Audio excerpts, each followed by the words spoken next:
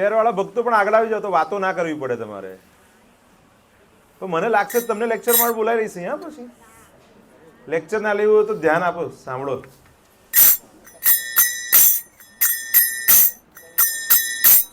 જય રાધા માધવ કુંજ વિહારી,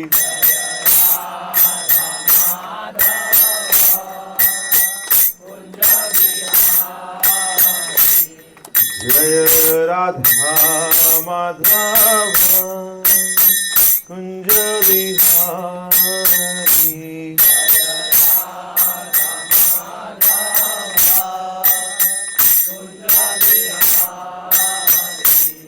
જય ગોપી જનાવલ્લભ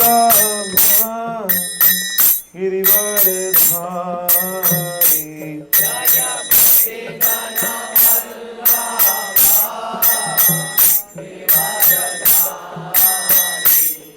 જય ગોપી જનાવલ્લભ ગિરિવરધારી,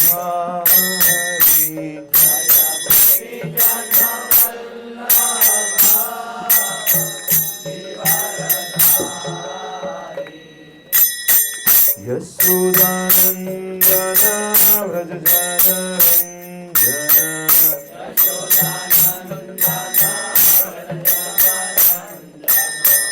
યશોદાનંદન વ્રજ જનરંજન,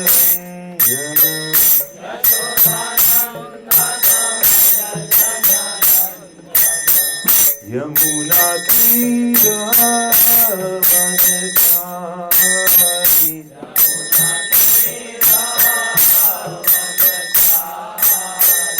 યમુના તીરવનચારી,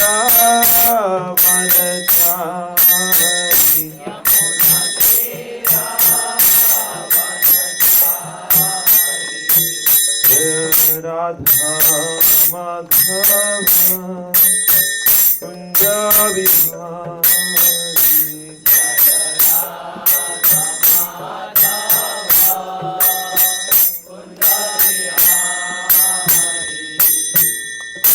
हरे कृष्णा। आप सभी भक्तों का स्वागत है। ओम अज्ञानतिमिरान्धस्य ज्ञानाञ्जनशलाकया चक्षुरुन्मीलितं येन तस्मै श्रीगुरवे नमः। श्रीचैतन्यमनोभीष्टं स्थापितं येन भूतले स्वयं रूपः कदा मह्यं ददाति स्वपदान्तिकम्। वन्देऽहं श्रीगुरो श्रीयुतपदकमलं श्रीगुरुन् वैष्णवांश्च श्रीरूपं साग्रजातं सहगण रघुनाथान्वितं तं सजीवं साद्वैतं सावधूतं परिजनसहितं कृष्णचैतन्यदेवं श्रीराधा कृष्णपादान् सहगण ललिता श्रीविशाखान्वितांश्च। हे कृष्ण करुणा सिंधु दीनबंधो जगत्पते गोपेश गोपिका कांत राधा कांत नमोस्तुते। तप्त कांचन गौरांगी राधे वृंदावनेश्वरी वृषभानुसुते देवी प्रणमामि हरिप्रिये। वाञ्छाकल्पतरुभ्यश्च कृपा सिन्धुभ्यैव च पतितानां पावनेभ्यो वैष्णवेभ्यो नमो नमः। जय श्री कृष्ण चैतन्य प्रभु नित्यानंद श्री अद्वैत गदाधर श्रीवासादि गौर भक्तवृंद। हरे कृष्णा कृष्णा कृष्णा हरे हरे, हरे राम राम राम हरे हरे। सभी भक्तों का स्वागत है। आज शुक्रवार की जो कक्षा है, तो हम लोग जब आ रहे थे तो देख रहे थे आज वैलेंटाइंस की वजह से काफी भीड़ है। वैलेंटाइंस डे, तो उसका ऐसा इतिहास है कि एक क्रिश्चियन साधु हो गए, संत हो गए, जिनका नाम था सेंट वैलेंटाइन, और उन्होंने अपना जीवन का बलिदान धर्म के लिए दे दिया था। वो भगवान के प्रेमी थे, तो उनके बर्थडे को वो सेंट वैलेंटाइन डे के नाम से या वैलेंटाइंस डे के नाम से, लेकिन आजकल उसको कुछ अलग तरीके से लोग उसको सेलिब्रेट करते हैं। तो पता होना चाहिए हमें कि वो भगवान के भक्त थे, ब्रह्मचारी थे, पादरी थे, ये सब थे। तो उसको आजकल लोग अलग तरीके से कर रहे हैं, तो हमें उसमें नहीं जुड़ना चाहिए, ठीक है। जो उसका जो भाव था, जो उसको लोग भूल गए। वो भगवान के प्रति प्रेम प्रकट करना है हमें। तो भगवान के बदले हम किसी स्त्री या पुरुष के प्रति प्रेम प्रकट करेंगे तो वो तो यहाँ पे जब तक रहेंगे तब तक टेम्पररी रहेगा ना, शाश्वत नहीं रहेगा। तो अभी हमने देखा 45 त्रैगुण्य विषया वेदा निस्त्रैगुण्यो भवार्जुनो निर्द्वंद्वो नित्य सत्वस्थो निर्योग क्षेम आत्मवान। तो वेदों में क्या बताया? वेदों में मुख्यतया प्रकृति के तीनों गुणों का वर्णन हुआ है। हे अर्जुन, इन तीनों गुणों से ऊपर उठो, समस्त द्वैतों और लाभ तथा सुरक्षा की सारी चिंताओं से मुक्त होकर आत्मपरायण बनो। यहाँ तक हमने लास्ट क्लास में देखा था। आज हम देखेंगे 46 यावानर्थ उदपाने यावानर्थ उदपाने सर्वतः संप्लुतोदके सर्वतः संप्लुतोदके तावान् सर्वेषु वेदेषु तावान् सर्वेषु वेदेषु ब्राह्मणस्य विजानतः ब्राह्मणस्य विजानतः यावानर्थ उदपाने सर्वतः संप्लुतोदके तावान् सर्वेषु वेदेषु ब्राह्मणस्य विजानतः। प्रभु जी बोलिए। यावानर्थ उदपाने सर्वतः संप्लुतोदके तावान् सर्वेषु वेदेषु ब्राह्मणस्य विजानतः यावानर्थ उदपाने सर्वतः संप्लुतोदके तावान् सर्वेषु वेदेषु ब्राह्मणस्य विजानतः। माताएं, यावानर्थ उदपाने सर्वतः संप्लुतोदके तावान् सर्वेषु वेदेषु ब्राह्मणस्य विजानतः। यावानर्थ उदपाने सर्वतः संप्लुतोदके तावान् सर्वेषु वेदेषु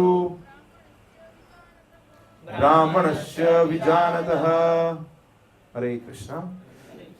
अभी हम श्री प्रभुपाद के द्वारा जो शब्द अर्थ और अनुवाद है उसको लेंगे। यावान, जिसका सारा अर्थ प्रयोजन होता है, उत्पाने जलकूप में, सर्वतः सभी प्रकार से, संप्लुत उदके विशाल जलाशय में, तावान उसी तरह, सर्वेषु समस्त, वेदेषु वेदों में, ब्राह्मणस्य परब्रह्म को जानने वाले का, विजानतः पूर्ण ज्ञानी का। अनुवाद, एक छोटे से कूप का सारा कार्य एक विशाल जलाशय से तुरंत पूरा हो जाता है। इसी प्रकार वेदों के आंतरिक तात्पर्य जानने वाले को उनके सारे प्रयोजन सिद्ध हो जाते हैं। फिर से मैं पढ़ता हूँ, ध्यान से सुनिए। एक छोटे से कूप का सारा कार्य एक विशाल जलाशय से तुरंत पूरा हो जाता है। इसी प्रकार वेदों के आंतरिक तात्पर्य जानने वाले को उसके सारे प्रयोजन सिद्ध हो जाते। अब समझिए कि थोड़ा सा जल जहां पे है, लेकिन जहां पे ज्यादा जल है वहां पे थोड़ा भी मिल जाएगा, ज्यादा भी मिल जाएगा। जलाशय उसमें तो बहुत जल है, गांव में पहले कैसे रहता था, अलग अलग कार्यों के लिए अलग अलग कुएं रहते थे, लेकिन कोई बड़ा जलाशय है तो अलग अलग कुओं की आवश्यकता है क्या? नहीं है। वैसे यहाँ पे बताते हैं कि वेदों का जो आंतरिक तात्पर्य क्या है, भगवान बताते 15वें अध्याय के 15वें श्लोक में, सर्वस्य चाहम हृदय सन्निविष्टो मत्तः स्मृतिर ज्ञान अपूर्णम वेदेश्च सर्वे अहमेव वेद्य वेदांत कृद्वेद विदेह चाहम। तो भगवान बताते हैं यहाँ पे सारे वेदों का अंत में जानने योग्य मैं हूं, सर्वस्य चाहम हृदय सन्निविष्टो। तो ज्ञान होना, याद रहना, भूल जाना, ये सब भगवान की इच्छा से, कृपा से ही होता है। सब याद रहना भी अच्छी बात नहीं है। माता को पूछो, 30 साल पहले का भी याद रहेगा, दुखी होते उससे होते हैं। तो इसलिए भगवान की कृपा रहती है प्रभु जी लोगों के ऊपर, वो भूल जाते हैं तो दुखी कम होते हैं ना, दूसरे दिन काम करने को भी जाना है। तो भगवान की कृपा रहती है तभी हम जो जरूरी है उसको याद रख सकते हैं। लेकिन भगवान बताते हैं कि वेदों में जानने योग्य मैं ही हूं और कुछ नहीं। तो पूरे वेदों का अगर अध्ययन कर लिया और अगर आप कृष्ण तक नहीं पहुंचे तो कोई मतलब नहीं है। गीता मात में भी आता है ना,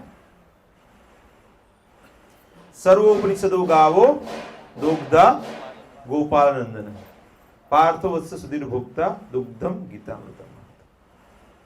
तो अगर आप कितने भी उपनिषद पढ़ लिए, कितने भी वेद पढ़ लिए, पुराण पढ़ लिए, लेकिन उसका जो मूल तात्पर्य है, मूल अर्थ है भगवान को जानना, अगर उसको आप नहीं जान पाए तो फिर हमारा मतलब जीवन का कोई प्रयोजन नहीं है। इसलिए भगवद गीता में भगवान बताते हैं ना, बहुनाम जन्मनामन्ते ज्ञानवान मां प्रपद्यते वासुदेवः सर्वमिति स महात्मा सुदुर्लभ। तो बहुत जन्मों के बाद ऐसा मौका मिला है कि हमको वासुदेव कृष्ण को जानने का मौका मिला। और भगवद गीता में भगवान इतना सरलता से 700 श्लोक, सिर्फ 700 श्लोक में बता दिया है। महाभारत में आप देखेंगे तो 1 लाख श्लोक है, भागवतम में 18,000 श्लोक है, भगवद गीता में सिर्फ 700 श्लोक में। उसके अंदर भी आप 30-40 मुख्य श्लोक भी कर लिए ना तो आपका जीवन एकदम से, आपको तुरंत कुछ भी परिस्थिति हो गया ना, तुरंत एक श्लोक याद आएगा, सुखे दुखे समय कृत्वा लाभा लाभो जया। मृत्यु आ जाता है तो तुरंत ध्यान में आता है कि देहोनस्मिन् यथा देहे कौमारम यौवनम जरा तथा देहांतर प्राप्ति स्थिरस्तत्र न मुह्यते। तो भगवद गीता में पूरा सब एक जगह पे दे दिया है। और भगवद गीता में भगवान 4थे अध्याय में क्या बताते हैं कि अंत काले च मामेव स्मरण मुक्त्वा कलेवरम। तो अंत काल में हम जो भगवान को याद करते हैं, देह त्याग कर देते हैं, तो वही भाव हमको प्राप्त करते हैं।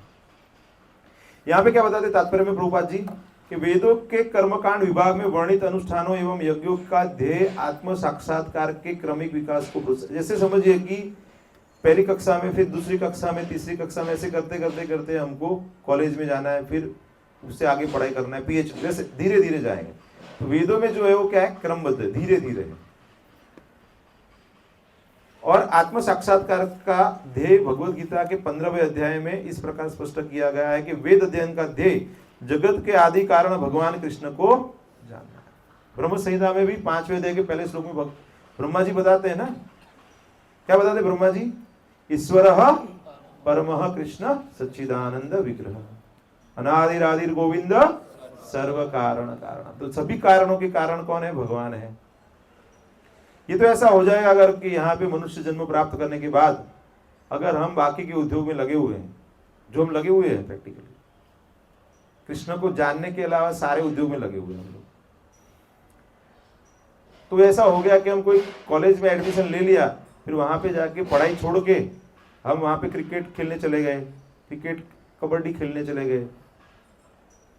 तो यहाँ पे मनुष्य जन्म मिलने के बाद अगर हम मनुष्य जन्म का जो ध्येय है कृष्ण प्राप्ति, भगवत प्राप्ति अर्थात तो ब्रह्म जिज्ञासा, उसको छोड़ के कुछ और भौतिक गोल प्राप्त करने के लिए अगर प्रयासरत हो जाते हैं तो वैसा ही ज्यादातर हमारा जीवन ऐसे ही चला जाता है। પ્રભુજી આમ તો બધું બરોબર છે, બસ આ થોડુંક આ થઈ જાય ને પછી આપણે કરવાનું જ છે, બસ પછી 16 માળા તમે તમારે કેવું નહીં પડે એમ। દીક્ષા બસ એ લાઈનમાં જ છે, ધ્યાનમાં જ છે, આપણે બધું ધ્યાનમાં જ છે। આવું કંઈક એક્સપ્લેનેશન આપણે એકબીજાને આપતા હોઈએ છીએ. These are our excuses towards ourselves. हम अपने आप को ही क्या बोलते हैं, समझाते रहते हैं, बाद में कर लेंगे, बाद में कभी होता ही नहीं है. इसलिए लिखा रहता है ना, આજે રોકડા કાલે ઉધાર. तो भक्ति આજે करो ना, कालમાં नहीं થાય. कई जो उच्च भक्त रहते हैं वो बोलते हैं कि भगवान अभी मैं आपके ऊपर ध्यान कर पा रहा हूं, अभी मृत्यु को आना है तो आ जाए, बाद में पता नहीं कि मृत्यु के क्षण में क्या होगा. वो एक मेटाफोर है समझने के लिए कि मतलब कि अभी है वही आपके हाथ में है, कल किसने देखा है. तो भक्ति करना है तो अभी स्टार्ट करो. ये वालों बोलते हैं ना, एक बार ऐसा हो गया कि युधिष्ठिर महाराज ने किसी को बोला कि मैं आपको कल ये चीज दे दूंगा, तो भीम बाहर चले गए, ढंडोरा पिटाया, अरे युधिष्ठिर महाराज ने काल को जीत लिया है. युधिष्ठिर महाराज बोला ऐसे क्या, बोला आपने बोला ना कि कल मैं दूंगा, देना है तो आज दे दो आप. अगर आपको किसी को कुछ देना ही है, कृष्ण को कुछ देना है, तो आज ही दे दो. कल देखा है आपने किसी ने? कई बार ऐसा नहीं होता है, हम दूसरे दिन देखते अरे वो रात को चल बसे, लेकिन हमको गारंटी है कि हम तो 100 साल जिएंगे. किसी के पास है क्या ऐसा सर्टिफिकेट है वैलिडिटी का 100 इयर्स का? नहीं है. तो इसलिए जागना चाहिए. सबसे पहले तो क्या है, जागो. जागने के बाद क्या होगा, फिर हम सोचेंगे कि हम कौन है, हमारा भगवान के साथ संबंध क्या है, और वो संबंध कैसे जगाना है. संबंध, अभिदेय और प्रयोजन, उसको लगाएंगे हम. जीवात्मा भगवान के अंश स्वरूप है, अतः प्रत्येक जीव द्वारा कृष्ण भावनामृत को जागरूक करना वैदिक ज्ञान की सर्वोच्च पूर्णावस्था है. ममेवांशो जीवलोके जीवभूत सनातन. तो भगवान के अंश है हम, लेकिन भगवान के साथ वापस कैसे जुड़ना है हमें पता होना चाहिए. श्रीमद् भागवतम में इसकी पुष्टि हुई है. 3 स्कंद के अंदर बताते हैं, हे प्रभु, आपके पवित्र नाम का जाप करने वाला भले ही चांडाल जैसे निम्न परिवार में क्यों न उत्पन्न हो, किंतु वह आत्म साक्षात्कार के सर्वोच्च पद पर स्थित होता है. तो आपका कर्म क्या है, जन्म क्या है, उससे ज्यादा फर्क नहीं गिरता है. अगर आप भक्ति में लग गए हैं तो आप डायरेक्ट प्रोसेस है. ये ऐसा है ना कि अभी आप लिफ्ट में जा रहे हो तो उसमें फिर आप डायरेक्ट 15th फ्लोर लगाओगे तो 15th पे जाओगे ना, आप कहीं पे उतरोगे क्या? लेकिन सीढ़ी से जाएंगे, अरे यहाँ पे तो अच्छा खाना मिलता है, यहाँ पे तो गार्डन बढ़िया है, यहाँ पे रेस्टोरेंट है, यहाँ पे खेलने की जगह है. तो हम क्या है, वो 15th फ्लोर पे पहुंचते नहीं, आप ऊपर नीचे चलता रहता है, फिर आवागमन चलता रहता है. स्वर्ग में जो देवता है ना, भगवान की भक्ति इसीलिए नहीं कर पाते हैं ना, कंफर्ट ज्यादा है. आप में से बताओ कितने लोग फॉरेन में जाके घूमने जाते तो भक्ति अच्छे से होती है? नहीं होती है ना. घूमने फिरने में समय चला जाता है ना. वो तो इस्कॉन के इनिशिएटेड डिवोटी है, प्रभुपाद की आज्ञा से 16 माला करनी पड़ती है, करते हैं. उनको भी इच्छा होती है कि अभी कल कर लेंगे, लेकिन फिर क्या, गुरु जी को वचन दिया है ना 16 माला करना है, इसलिए वो करते हैं. इसलिए अगर घूमने को भी जाना है तो भारत में घूमने को जाओ. कहां पे जाओ? वृंदावन जाओ, मायापुर जाओ, और किसके साथ जाओ? भक्तों के संग में जाओ. अकेले मत जाओ घूमने भी. अकेले चलेगा तो क्या हो जाएगा, प्रभावित हो जाएंगे आप. अरे बहुत बढ़िया है, यहाँ पे बहुत बढ़िया है, अच्छा है. इसलिए यात्रा में भी जाना है तो किसके संग में जाना है? भक्तों के संग में जाओ, नहीं तो डिफिकल्ट है. धाम भी अपराध होते हैं. फिर अगर आप भक्तों के बिना चले गए तो आपको ध्यान नहीं है कि वहां पे कैसे आपको व्यवहार करना चाहिए. धाम का महिमा पता नहीं है आपको. इसलिए पहले तो क्या है, थोड़ा सा प्रोटेक्शन ले लो, भक्तों का प्रोटेक्शन ले लो, और उसके बाद जो कुछ करना है उनकी आज्ञा लेके ही करो जो भी करना है. जैसे कितने लोगों का दीक्षा के लिए नाम दिया हुआ है? हाथ ऊपर करो. हाँ, आपका भी दिया हुआ है शेल्टर में? ठीक है, आपका दिया. तो अभी थोड़ा सिंसियर हो गए ना, तो उनका नाम आ गया, चला गया. मतलब बाकी के लोगों का क्या है, कुछ विचार है कि नहीं? सोचेंगे, ऐसा है, सोचना चालू करो, क्योंकि कब समाप्त हो जाएगा लाइफ पता नहीं है. Don't be complacent. अभी तो 35 हुआ है, 30 हुआ है. मैंने वो गलती की थी, मैं बहुत साल तक मैं ऐसे, अरे बाद में लेंगे दीक्षा. तो 22 साल की उम्र में जुड़ गया था, तो समझिए ना 34 की उम्र तक, मतलब 12 साल तो टाइम पास ही किया मैंने. तो जो गलती मैंने की है तो मैं आपको बोलूंगा कि वो गलती आप मत करो. तो मेरा 2002 से 3 से जुड़ा था, मैं 2002 से जुड़ा था, तो मैं 2015 में मेरी दीक्षा हुई। सिंसियर नहीं था मैं, लेकिन बोलते हैं ना किसी और की गलती से भी सीखना चाहिए। तो आपको वो गलती नहीं करनी चाहिए, आपको जल्दी जल्दी फटाफट सिंसियर हो जाना चाहिए और फटाफट गुरु आश्रय ले लो, आप फटाफट गुरु की कृपा से दीक्षा प्राप्त कर लो। क्योंकि अभी प्रभुपाद के डिसाइपल्स बहुत कम बचे हैं, समझिए मेरी बात। 10 साल के बाद अगर आप सोचेंगे तो शायद कुछ ही प्रभुपाद डिसाइपल बचे रहेंगे, तो आपको प्रभुपाद के डिसाइपल से दीक्षा लेनी पड़ेगी। तो उससे अच्छा है अभी लाभ प्राप्त कर लो, प्रभुपाद के डिसाइपल है अभी भी धरातल पे है, लाभ प्राप्त करो, ठीक है। अतः मनुष्य को इतना बुद्धिमान तो होना ही चाहिए कि केवल अनुष्ठानों के प्रति आसक्त न रहकर वेदों के उद्देश्य को समझे और अधिकाधिक इंद्रिय तृप्ति के लिए ही स्वर्गलोक जाने की कामना न करे। अभी क्या कुंभ महाकुंभ चल रहा है ना, ठीक है, काफी भक्त गए रहेंगे, काफी भक्त जाने वाले रहेंगे, ठीक है।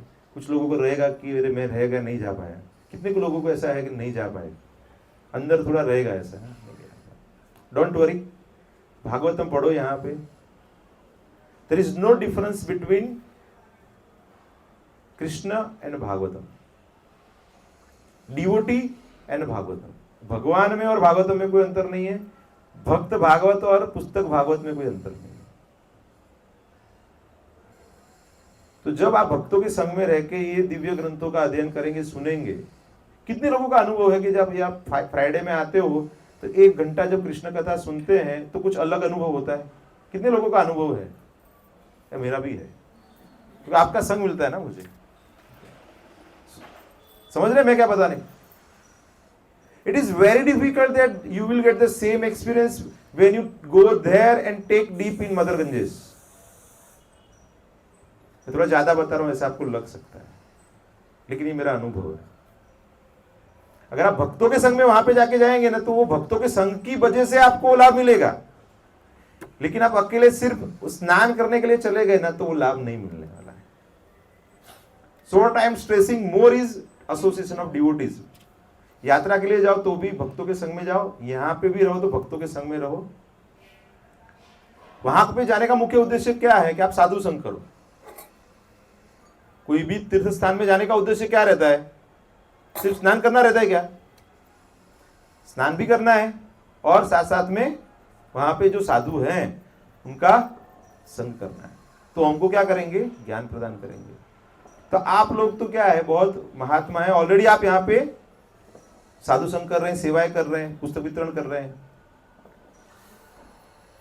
तो आपको ऐसे दुख करने की जरूरत नहीं है। जो लोग नहीं जा पा रहे हैं, नहीं जा पाए हैं, वो लोग दुख मत करो। आपको यहां पे भी कुंभ से भी ज्यादा फायदा मिल रहा है ऑलरेडी। सो बी रेस्ट अश्योर्ड। प्रभुपाद की ओर से मैं बता रहा हूं आपको, मैं अपनी ओर से नहीं बता रहा हूं, ठीक है। तो प्रभुपाद के दिव्य पुस्तकों का हम अध्ययन करेंगे, भक्तों का संग करेंगे, तो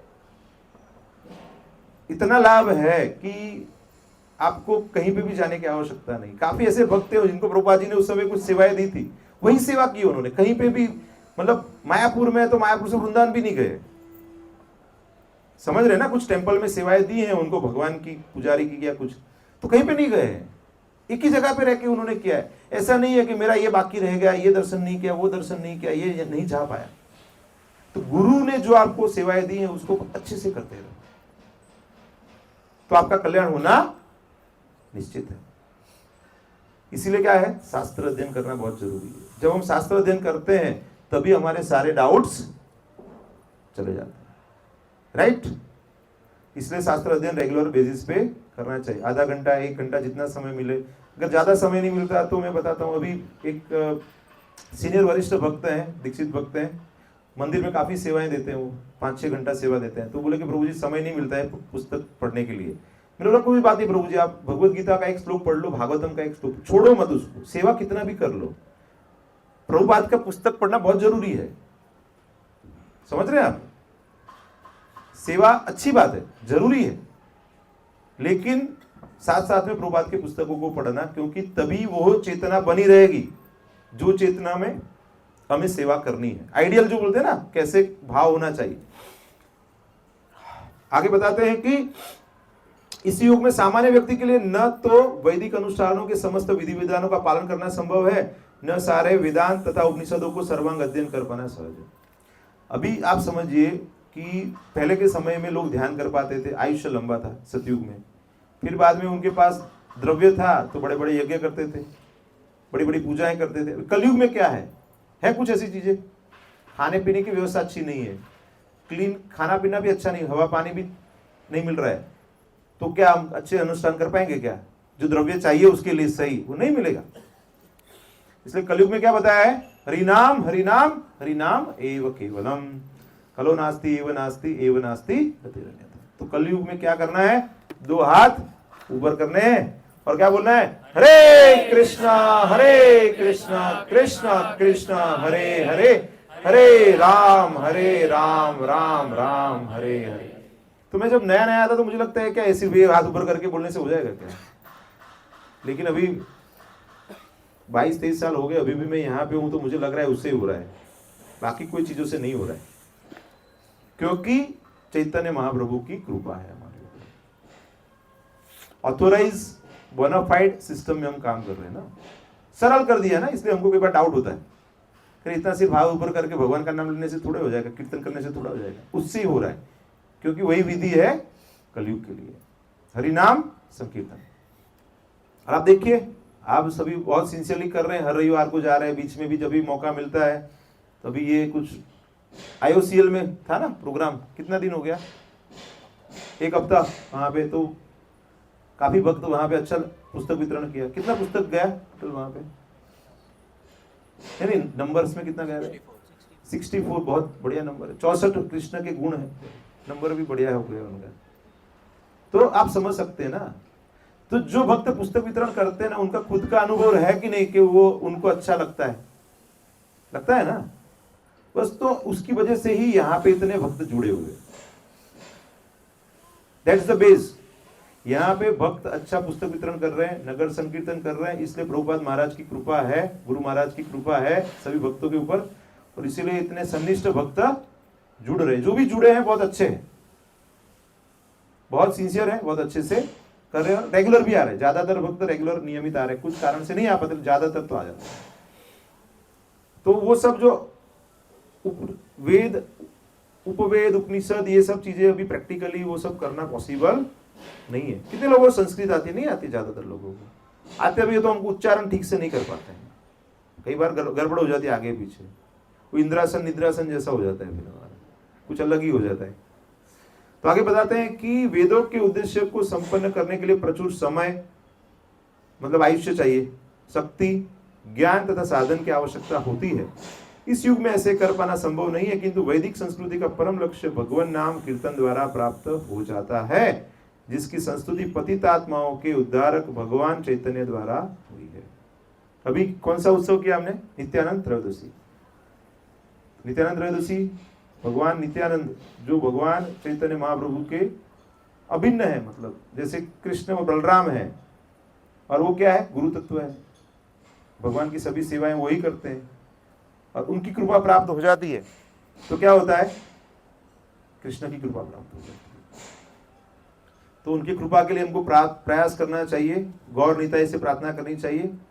जब चैतन्य से महान वैदिक पंडित प्रकाशानंद सरस्वती ने पूछा कि आप वेदांत दर्शन का अध्ययन न करके एक भावुक की भांति पवित्र नाम का कीर्तन क्यों करते हैं, तो उन्होंने उत्तर दिया कि मेरे गुरु ने मुझे बड़ा मूर्ख समझकर भगवान कृष्ण के नाम का कीर्तन करने के आगे। तो अभी वो भगवान स्वयं है, वो ऐसा उपदेश बता रहे हैं कि भगवान थोड़ी मूर्ख होते हैं, लेकिन भगवान ऐसा बता रहे हैं कि कलयुग के जीव हैं तो मूर्ख रहने वाले, हम सब मूर्ख हैं।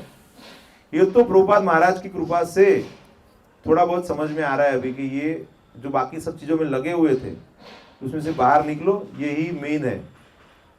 इसलिए मैं कई बार बताता हूँ कि आप लोग महात्मा हो तो आपको लगता है कि मैं खुश करने के लिए बता रहा हूँ। मैं खुश करने के लिए नहीं बता रहा हूँ, मैं भगवत गीता से बता रहा हूँ, क्योंकि आप सिंसियरली आ रहे हो, आपको पता चल गया कि जीवन का लक्ष्य कृष्ण है। मैं आपको हर एक को टास्क देता हूँ, 100 आदमी ढूंढ के लाओगे जिसको पता है कि जीवन का लक्ष्य कृष्ण है और उसके लिए वो एकदम निष्ठापूर्वक, डिफिकल्ट है, आप ढूंढ के थक जाओगे, 100 लोग नहीं मिलेंगे आपको, यहां पे एक साथ 80-90 लोग बैठते हैं, आप सोचिए, बैठते हैं कि नहीं? तो उनको पता चल गया है कि जीवन का लक्ष्य कृष्ण है, और वो लक्ष्य प्राप्त करने के लिए वो सिंसियर हो गए अभी, और इसीलिए तो यहां पे आते हैं, सही कि नहीं? अदरवाइज कौन आएगा यहां पे? वैलेंटाइन डेज पे बाहर घूमेंगे नहीं, पार्क में नहीं जाएंगे, डेकोरेशन नहीं देखेंगे वो, लेकिन यहां पे इकट्ठा हुए हैं कृष्ण कथा को सुनने के लिए। तो बताते हैं कि कृष्ण का नाम का कीर्तन करने की आज्ञा दी, अतः उन्होंने ऐसा ही किया और वे पागल की भांति भावन्मत हो गए। तो चैतन्य महाप्रभु ने क्या सिर्फ 8 श्लोक दिए, क्या दिया है? शिक्षाष्टकम दिया ना, 8 श्लोक। तो उसके अंदर हम देख सकते हैं ना, उसके अंदर जैसे जैसे हम आगे बढ़ते हैं तो उनका जो भाव है उसमें प्रकट होता है। इस कलयुग में अधिकांश जनता मूर्ख और वेदांत दर्शन समझ पाने के लिए पर्याप्त शिक्षित नहीं है। वेदांत दर्शन के परम उद्देश्य की पूर्ति भगवान के पवित्र नाम का कीर्तन करने से हो जाती है। वेदांत वैदिक ज्ञान की पराकाष्ठा है और वेदांत दर्शन के प्रणेता तथा ज्ञाता भगवान कृष्ण है। भगवान बताते हैं ना, वेदेश सर्वे अहमेव वेद्य, तो मैं ही जानने योग्य हूं। क्यों? क्योंकि भगवान ने वेद बनाए, तो भगवान को पता है कि उसका पर्पस क्या है। कोई बोलते हैं ना, कोई लंबे रास्ते से जाओ, कोई शॉर्टकट से चले जाओ, तो भगवान ने कलयुग के जीवों का आयुष्य कम है, बुद्धि कम है, तो भगवान ने क्या कर दिया? शॉर्टकट दे दिया। सबसे बड़ा वेदांती तो वह महात्मा है जो भगवान के पवित्र नाम का जप करने में आनंद लेता है। तो कई बार मैं बैठता हूं ना, तो मुझे ये श्लोक याद आता है, नाम नामकारी बहुधा निज सर्वशक्ति सत्रार्पिता नियमितः स्मरणेन कालः एतादृशी तव कृपा भगवन् ममापि दुर्दैव मुद्रिशं विहार्जनिनानुरागः। तो 16 माला के बाद फिर 2-5 माला कभी हो जाती है, लेकिन ज्यादातर नहीं होती है। उसका मतलब क्या? रस नहीं है हमारे अंदर अभी। 16 तो हम इसलिए कर रहे हैं क्योंकि वचन दिया है गुरु महाराज को कि भाई इतना तो करेंगे हम। अच्छी बात है, वो कर लेते, वो अच्छी बात है, 16 कर लेते हैं आप, तो अच्छी बात है, लेकिन सही चैंटिंग तो 16 के बाद चालू होती है। कब कर पाएंगे हम? कब कर पाएंगे? तृणादपि सुनीचेना तरोरपि सहिष्णुना अमानिना मानदेना कीर्तनीय सदा हरि। तभी कीर्तन होगा सदा भगवान का। अभी प्रॉब्लम क्या है? मैं कुछ हूं, मैं बड़ा भगत हो गया हूं, हम लोग प्रचार कर रहे हैं, चाय कॉफी नहीं पीते हैं, कांदा लसन नहीं खाता हमें लोग, हमें तुम्हारा करता श्रेष्ठ છીએ એવો ભાવ આપણામાં છે, એટલે સતત કીર્તન થતું નથી। મારામાં તો છે, કારણ કે આપણે હજુ પૂર્ણ મુક્ત નથી થયા।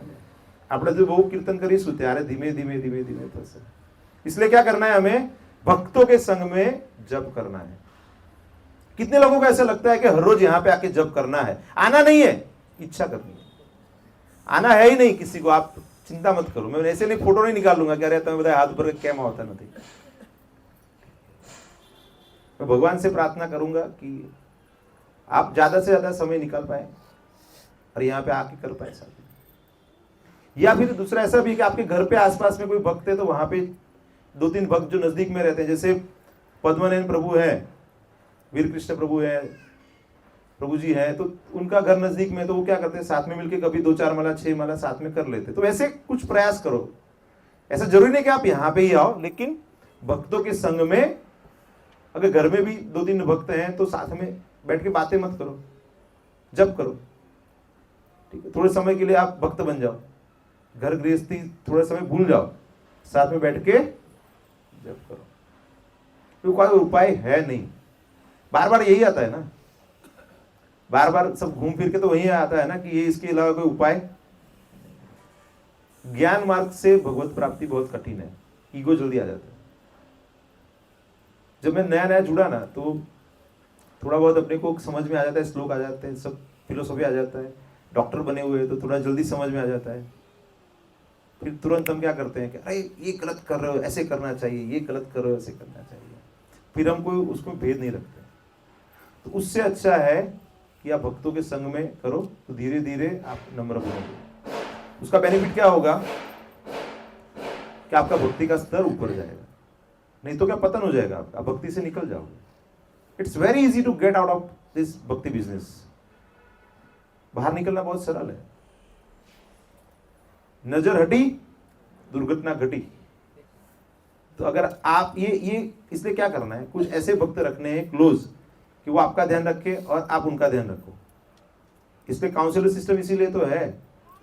सबको पता है सबका कोई ना कोई काउंसलर है जिसको आप पूछ सकते हो, या आप अकाउंटेबल हो, आपको पूछते हैं कि भाई आपका कैसा चल रहा है। ऐसे है सबके, है कि नहीं है? नहीं है तो पूछ लेना, सबको एक है, सबका एक एक काउंसलर है। ठीक है, जो काउंसलर है उनके भी काउंसलर है, चिंता मत करो। તમે તો બધા સિસ્ટમમાં જ નાખવાની વાત કરો છો, તો તમારા કોઈ છાપા हमारा भी છે। We are also answerable. आज का एक नया श्लोक लेते हैं, और ये श्लोक हम बहुत बार सुन चुके। कर्मण्येवाधिकारस्ते कर्मण्येवाधिकारस्ते मा फलेषु कदाचन मा फलेषु कदाचन मा कर्मफल हेतुभुर् मा कर्मफल हेतुभुर् मा ते संगोत्स्व कर्मणि मा ते संगोत्स्व कर्मणि। अनुवाद, तुम्हें अपना कर्म यानी कि कर्तव्य करने का अधिकार है। बताते ना, कर्मण्येवाधिकारस्ते, किंतु कर्म के फलों के तुम अधिकारी नहीं हो। मा फलेषु कदाचन, तुम न तो कभी अपने आप को अपने कर्मों के फलों का कारण मानो, नहीं कर्म न करने में कभी आसक्त हो। That's a very big point here.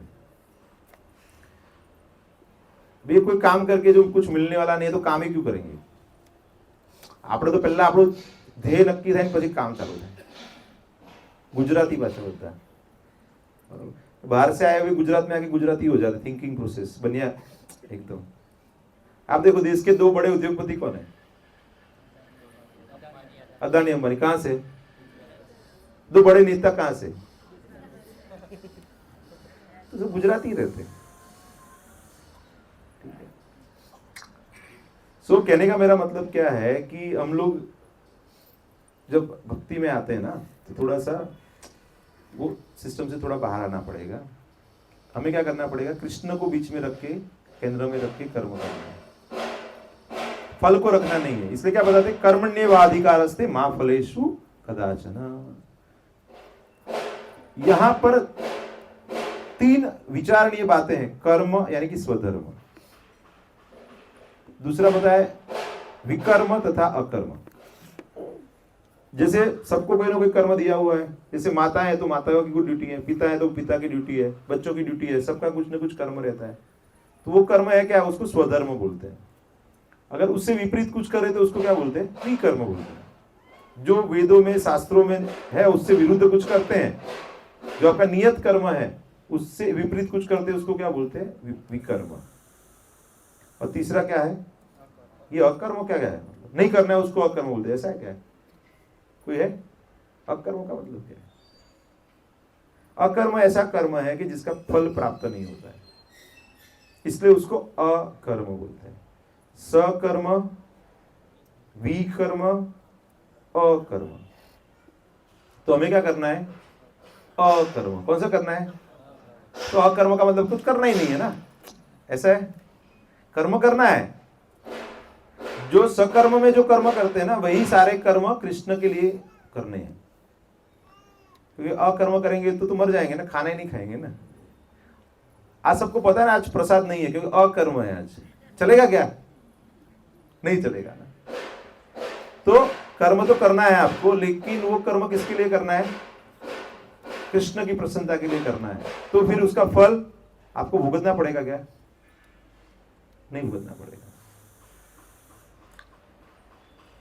तो यही थोड़ा सा भाव में चेंज आ जाता है। जब आपका भाव कृष्णमय रहता है, आप जो भी कर्म करते हैं, भले आप गृहस्थ हो, ब्रह्मचारी हो, वानप्रस्थ हो, सन्यासी हो, जो भी कर्म करने, कुछ तो करने ही पड़ते हैं। नैमित्तिक कर्म तो करने ही पड़ते हैं, शारीरिक कर्म तो कुछ करने ही पड़ते हैं। आपको सांस तो लेना ही पड़ता है ना, खाएंगे नहीं तो सांस तो लेना ही पड़ता है, सांस छोड़ नहीं सकते ना, वो भी एक कर्म होता है ना। कुछ तो करना ही पड़ेगा आपको। तो बताते हैं कि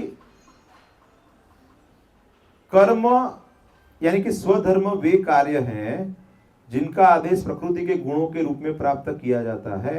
अधिकारी की सम्मति के बिना किए गए कर्म विकर्म कहलाते। मतलब अधिकारी मतलब सुपीरियर अथॉरिटीज, वेदों में जो सब बताया हुआ है कि आपको ये कार्य करना चाहिए, आपको ये कार्य करना चाहिए। जैसे अर्जुन है तो अपना जो स्वकर्म है उसको छोड़ रहे थे, युद्ध नहीं करना था उनको, उनके लिए तो ये सब भगवत गीता बताया जा रहा है, उनको लाभ मिल रहा है। बता किसके लिए रहे? अर्जुन के लिए बता रहा है कि हमारे लिए बता रहा है? कितने लोगों को लग रहा है हमारे लिए बता रहा है? लग रहा है सबको, तो ठीक है। काफी लोग तो अर्जुन के लिए है।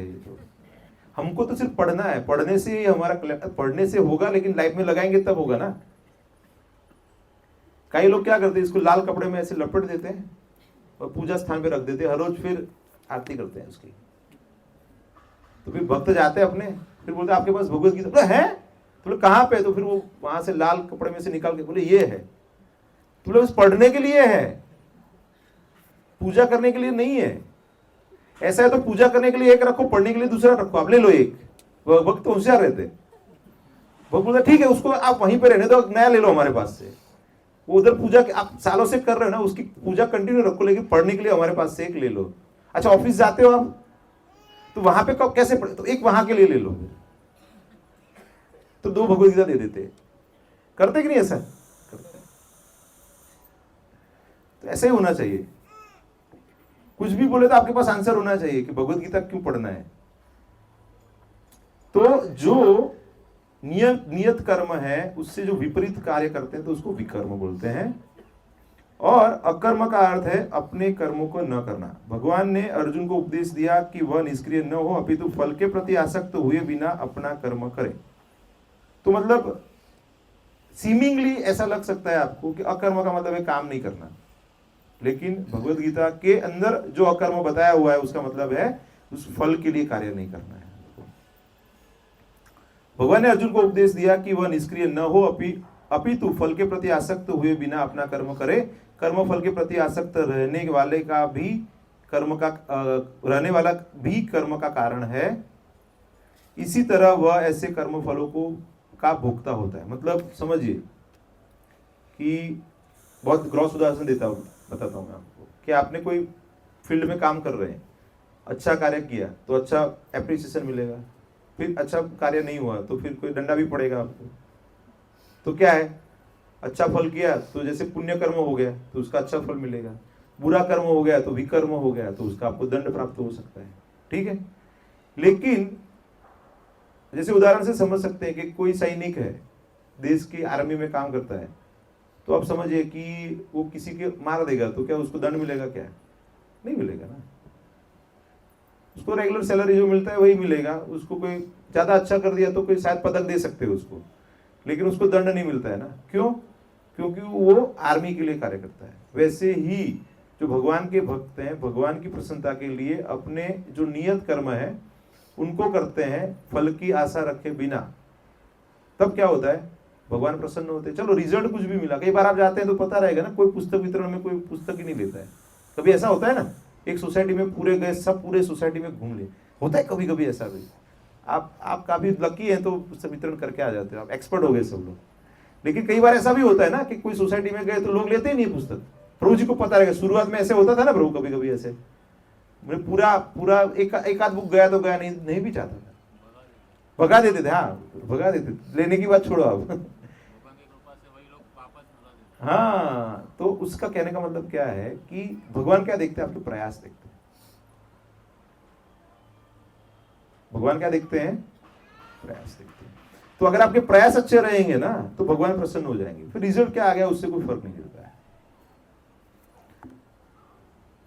ये तो ऐसा हो गया कि जैसे बैंक में कोई कार्य कर रहा है तो वो पैसे गिनता है ना, लेकिन वो ऐसे थोड़ी सोचता है कि मेरे पैसे हैं।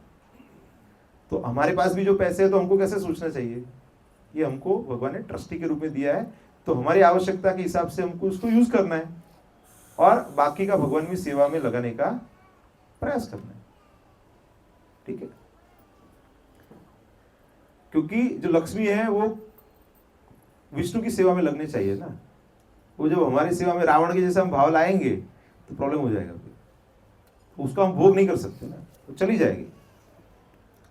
इसलिए आप देखेंगे कि जो परिवार में जो भगवान की सेवा में लगे हुए हैं, बड़े बड़े मंदिर बनवाते थे, उनके आप देखिए तो 3-4 पीढ़ी, 5 पीढ़ी, 7 पीढ़ी वो लक्ष्मी बनी रहती है वहां पे। नहीं तो एक पीढ़ी दूसरी पीढ़ी में वो लक्ष्मी चली जाती है, क्योंकि उसको लगता है कि इसका गलत प्रयोग हो रहा है यहाँ पे। तो वो भगवान की सेवा में, इसलिए आप देखेंगे काफी जो बड़े बड़े श्रेष्ठी लोग थे तो बड़े बड़े मंदिर और वो सब बनाते थे। वृंदावन में भी आप देखेंगे बड़े बड़े मंदिर है, तो काफी उन्होंने बनाए हुए अलग अलग लोगों ने। जहां तक निर्धारित कर्मों का संबंध है वे 3 उप श्रेणियों के हो सकते हैं: नित्य कर्म, आपातकालीन कर्म तथा इच्छित कर्म। नित्य कर्म फल की इच्छा बिना शास्त्रों के निर्देशानुसार सतोगुण में रहकर किए जाते हैं। फल युक्त कर्म बंधन के कारण बनते हैं, अतः ऐसे कर्म अशुभ है। हर व्यक्ति को अपने कर्म पर अधिकार है, किंतु उसे फल से अनासक्त होकर कर्म करना चाहिए। अभी समझो मैं प्रवचन की सेवा मुझे दी है, मैं यहाँ पे आ रहा हूँ, अभी 50 लोग आए, 5 आए, मुझे क्या फर्क पड़ता है? ये भावना से मुझे मेरा कर्म करना चाहिए। अभी यहाँ पे जो प्रोग्राम है ना, मैं यहाँ पे 70, 80, 90 भक्त भी आते हैं, तो यहाँ पे मुझे जितना आनंद आता है ना, मैं सैटरडे क्लास में जाता हूँ तो हम 3-4 भक्ति रहते हैं, तो मुझे वहां पे उतना आनंद आता है, क्योंकि मैं भक्तों के साथ में वहां भागवतम पढ़ता हूँ। समझ रहे हैं आप? एक उदाहरण से समझाने का प्रयास कर रहा हूं। तो कभी आप सेवाएं कर रहे हैं ना, तो वो सेवाओं में भगवान प्रसन्न हो रहे, उससे आप प्रसन्नता प्राप्त कीजिए। नहीं कि मैंने इतना कर दिया इसलिए, वो हमारी शुद्धि के लिए हम सेवाएं कर रहे हैं। वी शुड नॉट जनरेट और इंक्रीज अवर ईगो कि हम इतना कर रहे हैं।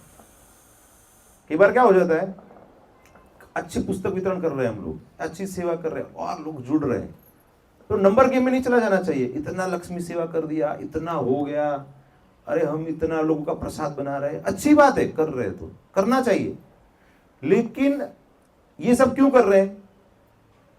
कृष्ण की प्रसन्नता के लिए कर रहे हैं। कीर्तन कर रहे हैं तो आनंद आ रहा है, अपने आनंद के लिए नहीं कर रहे हो। किसके लिए कर रहे हैं? भक्तों के आनंद के लिए कर रहे हैं, कृष्ण के आनंद के लिए कर रहे हैं। तो सेंट्रल थीम का क्या होना चाहिए? कभी भी कुछ भी सेवा कर रहे हैं तो कृष्ण का आनंद होना चाहिए। तो कृष्ण का आनंद हो जाएगा तो क्या हो जाएगा? भक्त भी आनंद में रहेंगे, और भक्त आनंद रहेंगे तो उनके आशीर्वाद से आप भी आनंद में ही रहोगे। ठीक है? तो ये मतलब कलयुग में क्या है, भौतिक जगत में हम देखते हैं ना, वॉल्यूम गेम, नंबर गेम, तो क्या हम वहीं से तो आए ना, ये तो जस्ट कपड़े चेंज हो गए ना, आए तो वहीं से। तो यहाँ पे भी वही मेंटालिटी लेके आते हैं हम लोग, ये अच्छा बुक डिस्ट्रीब्यूटर है, हाँ ये करे अच्छा, ओके, अरे प्रयास तो दोनों सेम ही कर रहे हैं ना, तो डोंट डिस्क्रिमिनेट, डिस्क्रिमिनेशन मत करो आप। कोई ज्यादा सेवा कर रहा है अच्छी बात है, कोई नहीं कर पा रहा है लेकिन आ तो रहा है ना, तो उसको भी आप उतना ही अप्रिशिएट करो। Don't discriminate on the basis of सेवा और एनीथिंग। ठीक है? आ रहे हैं ना। अभी बीच में किसी भक्त से मैं बात कर रहा था कि कई बार हम क्या बोलते हैं, अरे प्रभु जी तो हमें सेवा मन दिया होता, अरे भाई वो आ तो रहा है ना, वो भौतिक समय से निकल के यहाँ पे दर्शन तो दे रहा है ना, अपना मुख तो बता रहा है ना हमें। It's a big thing. जब मैं कॉलेज में पढ़ता था ना, तो कई बार क्या, कुछ मूवी आ गया तो हम लोग मूवी चले जाते थे, तो दामोदर चैतन्य प्रभु हमको पकड़ पकड़ के सत्संग में लेके आते थे, अरे भाई वो संडे को क्लास में तो आ जाओ, एटलीस्ट फीस्ट प्रसाद है, वो स्पेशल बताते थे फीस्ट प्रसाद है, तब फिर हम आते थे। तो फीस्ट प्रसाद का फायदा हो गया है, तो अभी बिना प्रसाद के भी आ जाते हैं हम लोग। तो वो मतलब है ना कि प्रसाद के लिए आने से लेके भक्तों के संग के लिए आने का जो जर्नी है ना, वही प्राप्त करना है हमें। फिर आपको भक्तों में प्रसाद दिखेगा। आपको प्रसाद, प्रभु के साक्षात दर्शन। पहले तो प्रसाद खाते हैं तो प्रभु की कृपा प्राप्त होती है ना, शुरुआत में ऐसे प्राप्त होती है, तो प्राप्त करना चाहिए प्रसाद। बाद में भक्तों का संग में आपको प्रसाद प्राप्त हो जाएगा। आगे बताते हैं कि नित्य कर्म फल की इच्छा बिना शास्त्रों के निर्देशानुसार सतोगुण में रहकर किए जाते हैं। फल युक्त कर्म बंधन के कारण बनते, अतः ऐसे कर्म अशुभ है। हर व्यक्ति को अपने कर्म पर अधिकार है, किंतु उसे फल से अनासक्त होकर कर्म करना चाहिए। ऐसे निष्काम कर्म निसंदेह मुक्ति पद की ओर ले जाने वाले हैं। तो भगवान भगवद गीता में बताते हैं ना कि जैसे एक उदाहरण प्रस्तुत करने के लिए भी आपको अपने कर्म करना चाहिए। जैसे जनक है, स्वयं भगवान है, तो उन्होंने भी अपने नियत कर्म किए। भगवान को कहां पे कोई कर्म करना है? लेकिन क्या है, उदाहरण प्रस्तुत करने के लिए भगवान खुद जब गृहस्थ थे तो गृहस्थ के रूप में जो भी कार्य करने हैं वो बहुत बढ़िया तरीके से राम के रूप में आए या कृष्ण स्वयं आए तो उन्होंने वैसे ही करके दिखाया हमें। अतएव भगवान ने अर्जुन को फलाशक्ति रहित होकर कर्म स्वधर्म के रूप में युद्ध करने की आज्ञा दी। तो हमारा भी हर एक का युद्ध है, कुछ ना कुछ तो युद्ध भी करना है। कई बार भक्त क्या करते हैं, भक्ति में आनंद आता है, भौतिक जीवन में आनंद नहीं आता है ना, तो वो उसमें कटर लगा देते हैं। करते हैं, मैंने देखा है। क्या करते हैं, वो कार्य अच्छे से नहीं करते हैं, जो उनकी जिम्मेदारियां है ना, भौतिक जिम्मेदारियां, उसको अच्छे से नहीं करते, मतलब जॉब अच्छे से सिंसियरली नहीं करते हैं कई बार, क्योंकि आनंद यहाँ पे आ रहा है ना, वहां पे आनंद नहीं आ रहा है ना, सैलरी तो वहीं से ले रहे हैं ना, वो भी अच्छे से करना चाहिए। प्रभुपाद यूज्ड टू से a devotee should be perfect gentleman. भक्त कैसा होना चाहिए, एकदम सज्जन होना चाहिए। तो जहां पे भी जाए अपने उदाहरण से उसको सिखाना चाहिए, कि पूछना चाहिए, अरे इतना बढ़िया काम किसने किया, ये प्रोजेक्ट किसने किया है। तो फिर आप बोलेंगे, अरे ये तिलक किया है, कंठी माला ये किया, फिर वो आप प्रचार करो ना उनको। फिर आप बताओ ना कि अरे हाँ ये तो इस्कॉन में जाते हैं ना, तो वहां पे थोड़ा मैं जाके थोड़ा सिंसियर हो गया। फिर बाकी मैं भी पहले ऐसे टपोरी था, फिर बाद में फिर वो भी सुनेंगे, अरे क्या है, ऐसे प्रचार करो आप।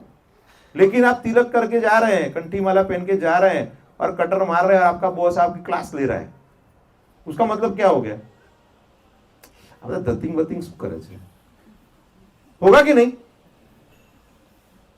तो अभी आप समझिए कि आपका बेटा आपका नाम खराब करे समाज में जाके, तो पूछेंगे ना, कौन छोकरो छे, किसका लड़का है, तो आपको अच्छा लगेगा क्या।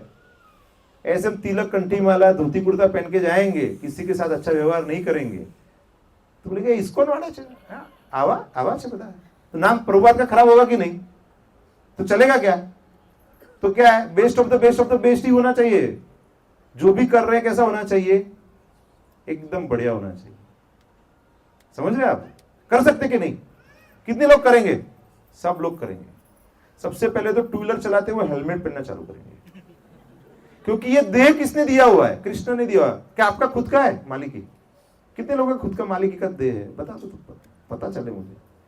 तो सबसे पहले क्या करना है आपको, भगवान ने ये देह दिया है भगवत प्राप्ति के लिए, मनुष्य देह इसीलिए तो दिया, तो उसको अकस्मात के लिए मत प्रस्तुत कीजिए। तो क्या करना है, हेलमेट पहनना है, टू व्हीलर लेके, फोर व्हीलर में जा रहे हैं तो क्या करना है, कितने लोग लगाएंगे, हाथ ऊपर करो। चलो, कुछ लोग हाथ ऊपर नहीं कर रहे, मतलब वो तो ऐसे ही रहेंगे, कृष्ण कृपा से चल रहा है ना प्रभु, तो चलने देंगे। आगे बताते हैं कि आसक्ति चाहे स्वीकारात्मक हो या निषेधात्मक, वह बंधन का कारण है।